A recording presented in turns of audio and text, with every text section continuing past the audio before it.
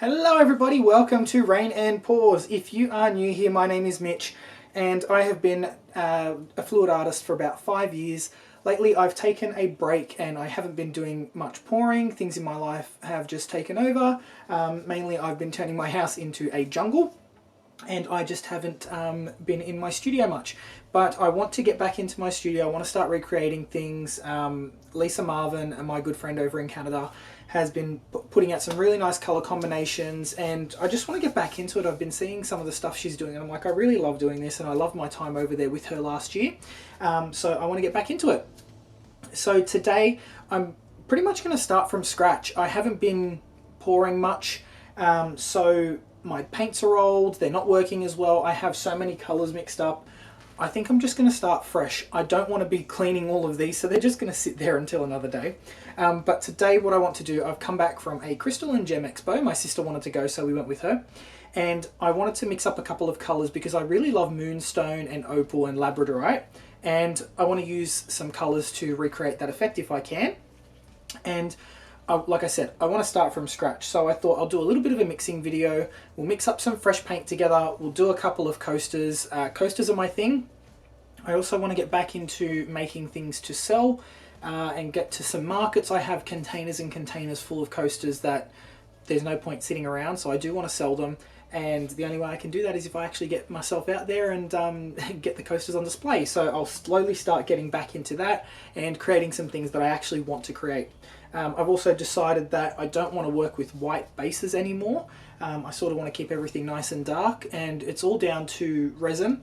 I put resin on all of my trivets and coasters and things, and resin turns yellow over time. There's just no avoiding it. But it's more noticeable on white. So I want to work with dark bases so that you don't notice the yellowing, and I think I want to make that my thing. I also want to start doing some more resin items and just see how I go with that. So I'll stop talking now and I'll take you down onto the table, we'll mix up some paint and we'll get ready to pour. So stick around and I hope you enjoy it. Okay, welcome to my table. So I'm starting off fresh. I have everything nice and clean. I've changed over the puppy pads that have been used over and over and over again. And I'll do a quick run through some of the supplies that you'll need to get pouring. So the very first thing you'll need is some sort of pillow paint. Now what we mean by pillow paint with the Sheleeart Bloom technique is a house paint that is thick enough to support all of your other colours. So I keep mine in these little flower containers we get from our shopping centres here in Australia, from Coles and Woolworths. They're the 1 kilo flour, 1 kilo flour from the Healthy Baker. And I love the containers because they have a screw top lid, so that keeps everything nice and airtight. You don't want it to dry out. And the pillow paint that I use for my white is British Paint's Low Sheen Interior Clean and Protect. And the black that I use is Taubman's Exterior Four Seasons, that's British Paint's Four Seasons Exterior in black. It's already tinted in black and it only comes in a 4-litre tin. So they're the two paints I use, and I use them straight out of the bottle. They have the perfect consistency. The second layer is our pouring medium. So that's what I'm going to be mixing up now. And for the pouring medium, it's a bit difficult because the paints that I am using are the old paints and you can't get these anymore. I happen to have 8 tins of this and you just can't get it. So if you want to know the new pouring medium, I don't use it. I'm not familiar with it, but you can take Shelley's course online at sheleeart.com.au. And if you use my code Sheleeart15, Sheleeart15 mgrima, it's in the description, you'll get 15% off at the checkout. So definitely do that. Take the course, you'll learn all the steps that I'm doing today, and you'll learn which paints are the correct ones and which ones are current. She keeps that nice and up to date, but I can't advise on those because I don't use them. The closest paint that I've found to what we used to use, which is the Taubman's Easy Coat Door and Trim in gloss, is the Taubman's Sunproof, which is an exterior paint. And you want a paint that is not tinted. It doesn't have any titanium white in it. And again, I'm in Australia. If you're in the US, your paints are totally different and I have no idea what you guys use. But this is what my paint looks like. It's super thick, super gluggy. And it should leave, you know, a 5 to 6 second trace when you mix your paints up. So I'll explain all that in a minute. I lie. It's not 5 to 6 seconds, it's 2 to 3 seconds. I do have videos earlier on my channel, consistency is key and all those sorts of things that show you exactly what your paint should look like. So definitely go check out the other videos there. But this is just like a refresher, me getting back into everything and seeing how I go. So I'm going to mix up some colors. So it's important to have this paint have no titanium white in it, so whatever color you mix in is going to remain true.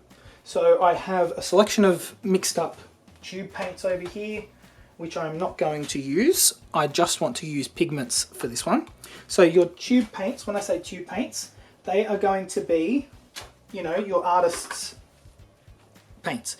And I like to use structure or heavy body or medium body paints for my work, because I find it's much easier to thin down a thick paint than it is to thicken a thin one. So you can always add more of a thin item to thin it down than trying to thicken it back up, okay? It all makes sense. Now, I'm going to be using pigments. So pigments are just powdered forms of the color that is in your tube paint. So they have no binders, no nothing, it's just a beautiful powder. And today I'm going to be mixing up some interference colors.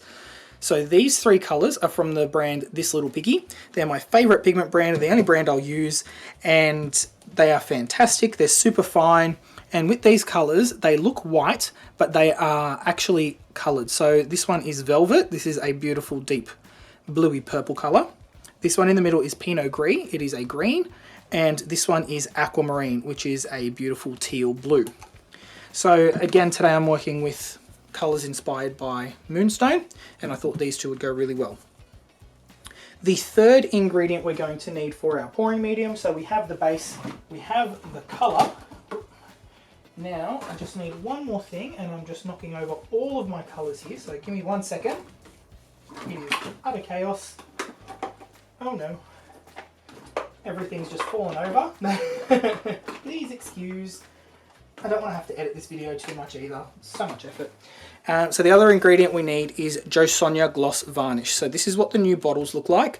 As long as you have Jo Sonja Gloss Varnish on your bottle, you may have an older bottle of this. It's perfectly fine to use as long as it's the gloss version. Oh my god, I can't speak.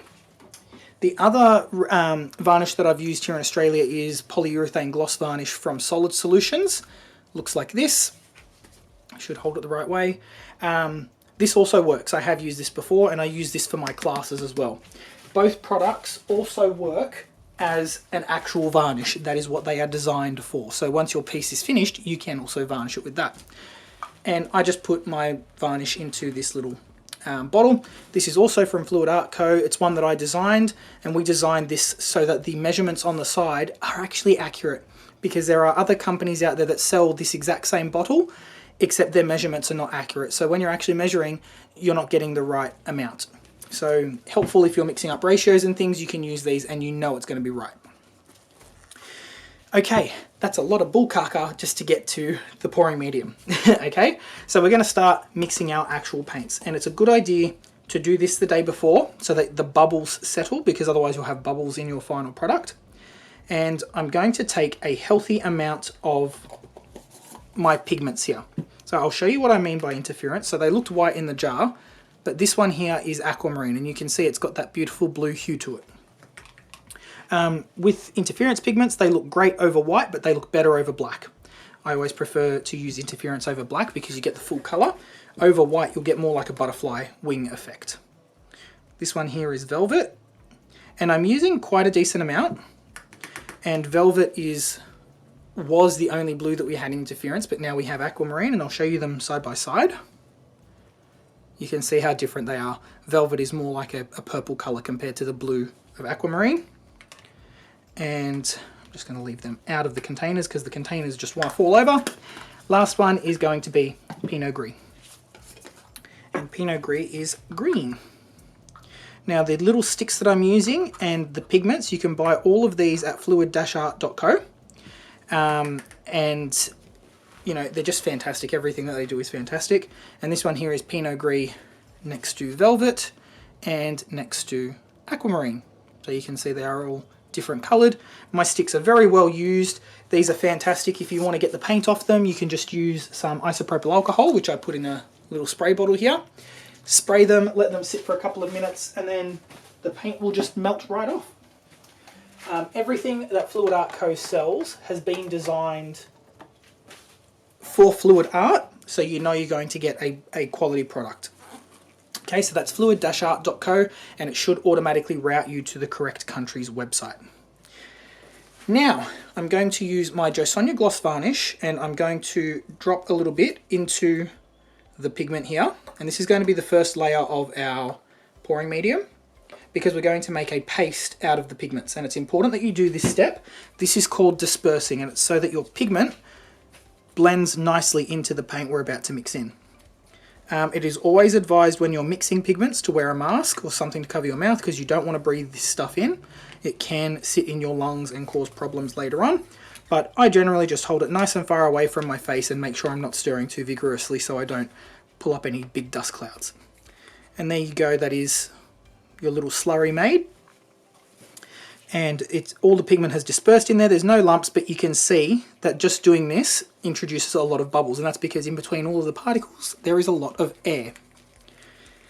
No way to avoid it, unfortunately, and that's why we say let it sit. A good idea to scrape your scrapers down as well in case there's anything stuck to them, and you can see how much more intense it is once it's mixed into the varnish. Now you can use this, you can mix these pigments into anything. I use them in nail polish, I dust them onto my nails when I'm painting my nails black. You could use this to glaze over something on a painting to give a really fine shimmer. You can add the pigments to resin. You can use them for anything that you can think of with art. They go really well in gel medium for texture. Check out a whole heap of the artists on the Fluid Art Co. page.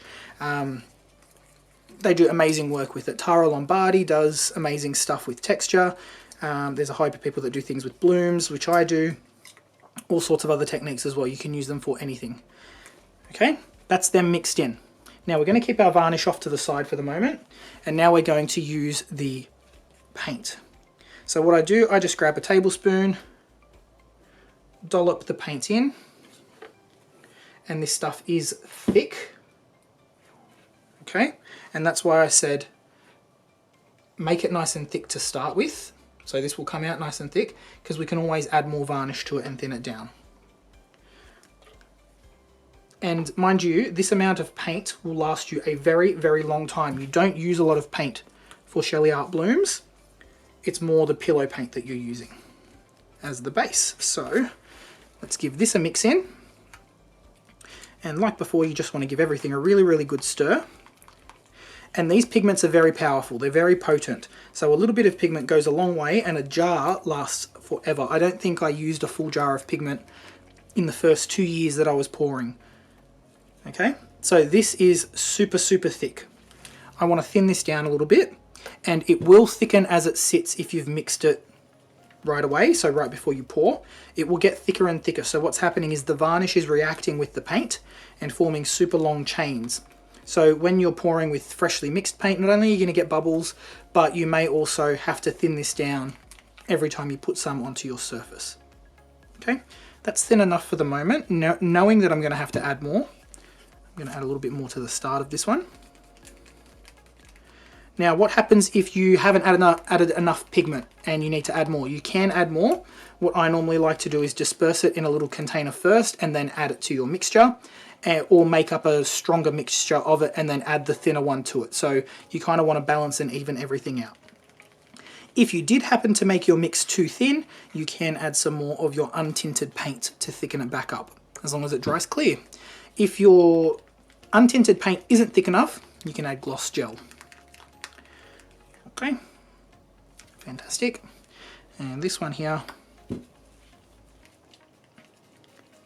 right, so that's like a real basic intro 101 into mixing your paints. With your tube paint, you don't have to worry about dispersing the paint first. You don't need to add the varnish to it at the start. Just add your untinted paint and your tube paint together, and then I add the varnish at the end so that I can get the final consistency I need, because I don't need to disperse anything here. With the tube paint, you just pop it straight into your untinted paint, mix away, and then add your varnish to get the right consistency. Now in Australia, this paint in particular, the Taubman's paint, can handle a little bit of water. So I can thin down with water, however your paints may not like the water and you will have to use the varnish instead. Okay, it's really important to take note of that because just some paints react weirdly when you add water to them. So that's my 3 colours all mixed up, and you can see they're super bubbly, so we're probably going to get some bubbles in my final piece, but I don't fuss about them. They're there. That's part of pouring to me. So I'm going to scrape down the spoon that I used in the untinted paint. I'm going to stick everything aside and we're going to get pouring. So I'll pause the video and I'll be right back. Alright, so there is one more step that we need to complete before we can start pouring, and that is to make up some cell activator. So cell activator is made up of tube paint and Australian Flatrol. Now Australian Flatrol looks like this. Okay, we get it here in Australia at Bunnings, but if you're overseas in America and Canada, you can order this from Fluid Art Co. If you're in Europe, you will need to order that from Wholesale Paint Group. They are the only ones that will ship it to you. Fluid Art Co used to import it, but it got banned. They changed the laws over there and we can't import it anymore, but Wholesale Paint Group is still able to do that. And what we're going to do is mix this up until we get the right consistency. Now with this technique, it's really hard to give you a ratio of what to mix because everything is so different and your paints may be totally different to mine. So we teach everybody to mix by feel and texture rather than by ratio. So with Cell Activator, you always need to use a heavy body paint. So with the first one, I'm going to use Atelier Rich Gold, and brands that work really well for Cell Activator are Atelier. Tri-Art is fantastic. If you can get Tri-Art, it's a Canadian brand. Fluid Art Co also sells it. The Tri-Art high viscosity paint. These are the bomb.com for your cell activators. It's the only thing I'll use now, but if you are ever out in a pinch, you can use Atelier, and we started off using Amsterdam paints. For this example, I'm using Atelier Rich Gold, and I'm also going to mix up some Matisse Structure Silver, metallic silver. This is one of my favorite paints for silver cell activator. I think it just works so well with so many colors, and it gives some really nice cell definition. So I'm just going to pop those away. That one there. Now, the important thing with this is to mix slowly. You have to shake your Flatrol, especially if it's been sitting for a very, very long time like mine has. Shake your Flatrol, and you want to keep it in a dark container so that no light can get to it, because light will affect the ability for it to make cells. It will degrade over time. Now, I'm going to tip in just the smallest amount, okay, less than a teaspoon, to get started. Reason being is we don't want any lumps in our cell activator. So I'm just going to take the paint and slowly mix this in. Now the Flatrol you get in the USA and Oatrol in Europe is a different product. You can make cell activator with those products, however they do not work as well. We have tried, we have failed. It's been 6 years since the course came out. We still haven't found an exact replica for it overseas. The only thing that sort of comes close is using the American Flatrol in like a 10:1 or 13:1 ratio, which is massive. So you end up using less product, less failure and less experimentation by just buying the Australian Flatrol. Now there's no affiliation with that. We don't get a cut of money from that. There's no profit in it. It's actually a hassle to export it around the world, but it works. The product works. Just like, what's the paint that you use for pearl pours? Vallejo Pearl Medium. That paint just works the best for cloud pours and pearl pours. We don't have that in Australia, so we have to import that from overseas. So I'm just slowly adding a little bit more Flatrol to my cell activators and mixing that in, and it's important you do this in steps. It's sort of like making a gravy where you're adding your cornflour slurry to it. You want to make sure you're not getting any lumps. When you're breaking down a roux to make a bechamel sauce, keep stirring it, keep stirring it. You don't want any lumps of paint in there, and by thinning it down slowly rather than adding it all at once, you're going to get a really nice smooth cell activator. The other thing you can do if you're in a hurry is just use one of these mixers. If you're making up a big batch, one of these, I got this from Fluid Art Co. They're a lot more powerful than the ones you can buy online on Amazon and things. They've worked with the supplier to get those up a speed. They work fantastic. If you're in a pinch, go to IKEA, get a coffee stirrer. It'll do the same thing. Okay, now I have a beautiful smooth looking cell activator, but we're not at the right consistency yet. So I'll just do the silver. And this process does take a little while. So I'm not doing any cuts here. I'm not skipping anything, just so you can see.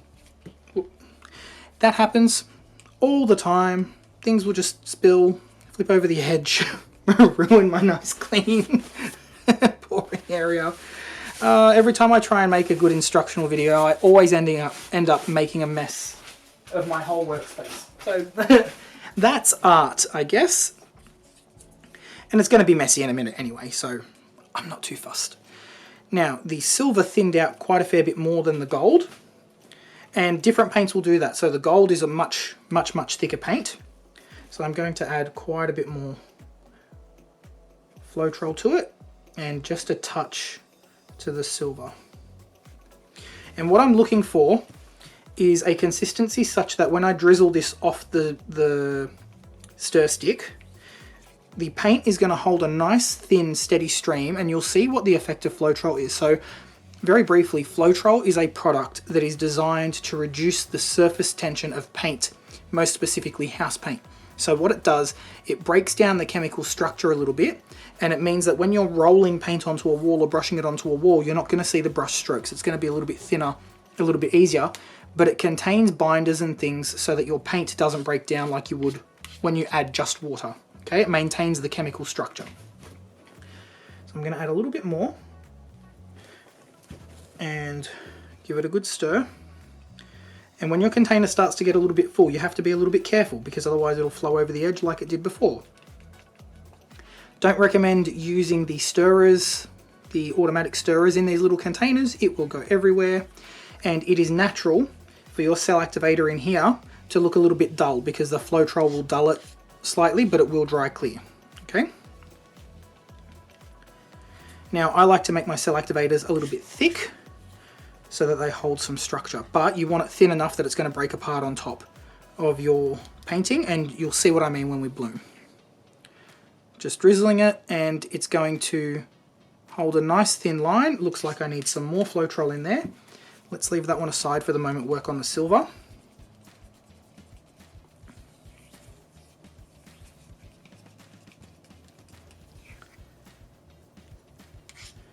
Make sure you scrape down your stir stick as well, because there may be some thick paint stuck to the side of it. Okay, this one is perfect, so I'm going to try and show you. Let me focus. There we go. So when I drizzle this, and when I mean drizzle, I mean hold up the stir stick, and can you see that there's a chunk in there? We want to get rid of that. Just going to pop it there because it's already messy. When you drizzle, it's going to form a nice thin stream, and then right at the end, hold on, I've got to try and find where I focused. Right at the end, the paint is going to sort of bungee jump back up to the stick, and you'll see what I mean. It sort of holds itself for a second and plumps back up to the top. So that one is ready. This one needs a little longer, needs a little bit more Flatrol in it. It's sort of holding its shape, but just needs a little more. And I've got to be really careful because I'm getting to the top of the container.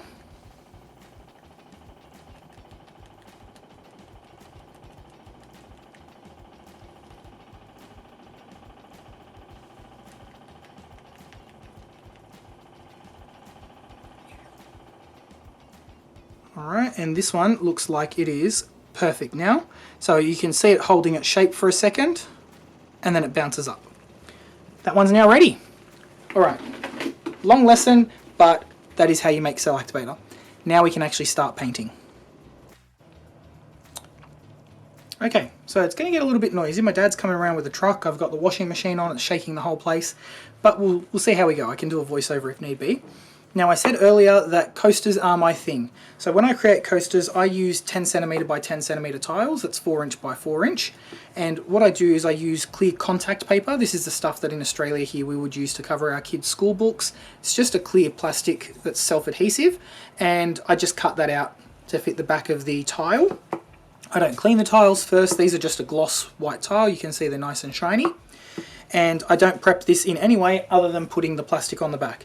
And what that does is it keeps the paint off the back, and when I do resin these, I can just peel this off. I just run a sharp blade knife underneath the plastic and everything peels off in one go, drips and all. So it makes it easier down the track. Some people don't bother with that and they sand their drips off, but that creates resin dust and it's really bad for you. You have to do it outside, you go through sanding belts, all sorts of things. So this is just much cleaner and easier. So we're going to get to painting. I've got my colours mixed up, we've got our cell activators. Let's begin.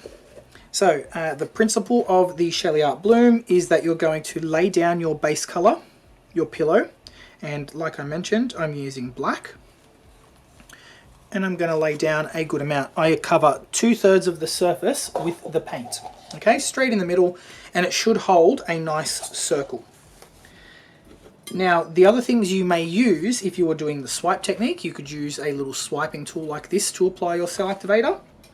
And I always keep one of these handy because I like to scrape the sides of my spinner. Using a spinner means that the force will be distributed evenly and your pattern is going to stretch really nicely. I have a little tool here that's going to help me blow out the cell activator in the small, hard to reach parts that I can't do with my mouth. And I always keep a tool with a nice sharp end so that I can pop any big bubbles, and some tweezers in case there's any bits of dried paint or big boogers that we need to pull out of the paint. Okay, let's begin. Pillow is down, you can see it's stopped spreading. Now for this I want a sort of minimal look with some negative space. So I'm only going to put a tiny dollop of each paint in the middle, and I'm only going to blow in 2 directions. I don't want to blow right to every edge. So the very first paint I'm going to use is my Pinot Gris, and this has thickened significantly. But as long as it is thinner than the pillow, the technique will work, and as long as your cell activator is thinner than your paints, the technique will work. Okay, it's all about consistency and how you layer everything. Can you do a bloom without a pillow? You can. You're just going to use a lot more of your pouring medium paint, and your cells may look a little bit different. So because we're using a tiny, tiny amount of paint here, like that, that's all I want. Okay? So that was Pinot Gris. We're going to see how... Ooh, what is that? Big old chunk of something. This is what happens if you don't clean your tools properly. If you don't clean your stir sticks, you end up with all sorts of paint on there. And dried bits that come off when you scrape. So don't do that. Clean your tools after you've used them. That's the best thing. I always keep some wet wipes nearby as well. That really helps. Okay, this one is aquamarine. Now the general rule is the colour that you put down first is the colour you're going to see the most of, and you'll see why. So just a little bit of paint here, and I don't want all of the colours everywhere, so I'm going to put that one there, and then I'm going to mix up my velvet. And again, we do have bubbles. With other techniques you can torch them. With this one, don't torch them. It'll burn the house paint. Ask us how we know. Okay, and this one here is velvet. Great. So what I did, I put the Pinot Gris in the middle, and then I put aquamarine on this side and velvet on this side. Now with our cell activator, I'm going to go with 2, and I'm going to put down silver first and then black on top. So the black, I just used Triart high viscosity carbon black to make this one, exactly the same way as I did the gold and the silver. And the reason I'm putting the black on top is I like the cell structure that the black gives me, but I like the color of the silver. So we're just going to see how it goes. So take note that these look white right now, but you'll see what happens once we've blown these out into a nice thin layer over the black. So I'm just popping those bubbles where possible, and you'll see why, because if you don't pop them, you'll get streaks. So tiny amount of cell activator here, much less than I would normally use because I want that minimalist look.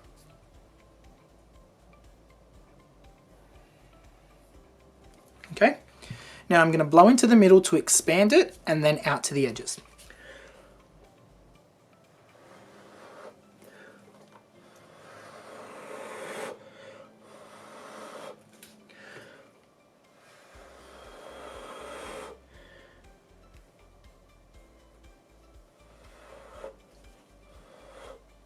Okay, that's all I'm going to do. I'm going to leave it like this, and then we're going to spin this so that the paint moves towards the edges. Okay, like I said, when you use a spinner, it's going to distribute everything evenly. And hopefully by now you can see those colors coming out. And if you find that your tiles or your artwork is flying off the spinner, try adding a little bit of wet paint underneath. It'll act like a glue and it will suction the pieces to your spinner. Okay, and you want to give it a really good whack so that everything all spins off to the edges. Now I've noticed that I didn't quite put enough pillow paint down because I'm not using enough color. So I'm just going to grab some of that runoff from every edge, and I'm just going to scoop that up and put it onto the corners. You want your edges to be wet so that the paint actually glides over itself and doesn't roll. Give it a good spin. And the reason this comes in handy is that these drips will fly off the edge. So if you don't mind getting dirty or getting paint all over your studio, go ahead, spin for your life. But I like to scrape so that black paint doesn't go everywhere. Okay, a couple of good spins in there. And the reason you want to spin until the middle doesn't move anymore is that as this dries, it's naturally going to self-level. And if you don't spin enough paint off, this center part will melt, causing warped cells in the middle, and the paint can actually crack if it's on too thick. Take this time to pop any bubbles or remove any dips before you've spun the final time, because once you've spun it out, any corrections, you'll be able to see it. So one really big spin. The harder you spin, the further the paint's going to spread, quicker, and you're going to notice more warped cells if you spin quicker from the start, because everything is just flying over itself off the top. Okay, so you can see how all this paint is coming towards the corners. The corners will naturally spin off more. Okay, and this is what our tile looks like. The center isn't moving anymore, so normally what I would do is I would tilt the tile so I could see it. However, I can tell by now whether there's enough paint, and this one is quite thick. And look at that gorgeous color. That transition from blue through the green to the aquamarine, the velvet through Pinot Gris to aquamarine, is stunning. I love it. Then when I do my resin coat, I like to put a bit of superfine glitter in there from the Glitter Pixies. And in the resin coat, that's just going to really sparkle. So with my spatula here, I keep a cup off to the side so that all of this runoff paint I can scrape up. As long as there's no dried bits on here, I can reuse that paint for more pillow paint later on. Okay, so let's do one more as an example, and then you can go off and create your own blooms. Every bloom is going to be totally different. Okay, now I'm going to put down a little bit more pillow paint than I did last time. And you learn. The first one is always a learning curve, okay? So whether you need to add more paint, the layering needs to be different, etc. So again, give your paints a stir, check for consistency. I think the consistency is just fine. I liked how I layered that. So I'm going to do the same. Velvet on one side, aquamarine on the other, with Pinot Gris in the middle. Now the aquamarine thickened quite a fair bit in the time it took me to do that coaster, where the other two didn't. And that can happen. Sometimes one container, even though it's got the same amount of paint, will thicken a little bit more. Just have to account for that. Thin it out with a little more varnish. All right, we're ready. More aquamarine there. And the silver and the black worked really nicely, so we're going to do that again. Silver first, black second.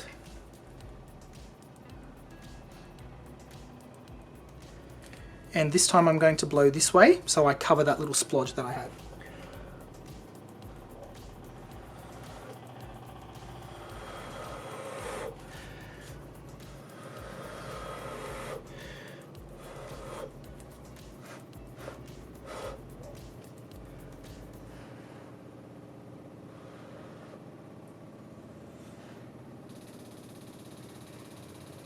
Just creating some interest. So you don't just have to blow on the center, you can blow the edges in if you want to. So let's give this a spin. Now, what we normally tell people to do is to wait until the cell activator comes back to the middle after you've blown it out. I don't follow that. I do whatever I want, to be frank, and it works for me. So this looks spectacular. I'm going to take this. This is now waste paint. Oh no, and I flung it off to the side instead of actually putting it into the cup. But this part here, I'm going to scoop and place it gently down here so that that pillow flows over it. Okay, and let's give a good spin. Now, what I do want to do is cover a little bit more of this area. So I'm going to move my tile to the direction I want it to go, and that's going to cause this paint to move this way. What it's also going to do is move the center of paint away from the middle so that this won't melt, because it's slowly moving off center and flattening out as it does so. Now that I've moved that center, I'm going to move it back to the middle and then give it a good spin. Okay, how are we looking? Looking good. So this is how you can expand your design and shift things around without having to pick it up and tilt it. You definitely can pick it up and tilt it, but I find that warps my cells too much. This, however, looks great. You can see those really nicely defined cells up there in the aquamarine, and the Pinot Gris gives it the really nice green with the velvet in the bottom. Okay. And that's a pretty basic intro into how to do a Sheleeart Bloom. Showed you how to mix up the pillow paint and the pouring medium, as well as the cell activator, and we did a couple of examples. Do check out the other videos on my channel if you want to learn how to do more of this. I've got plenty of instructional videos out there. And drop me a like, drop me a follow, subscribe if you like what I'm doing here, and I will catch you in the next video. Bye guys.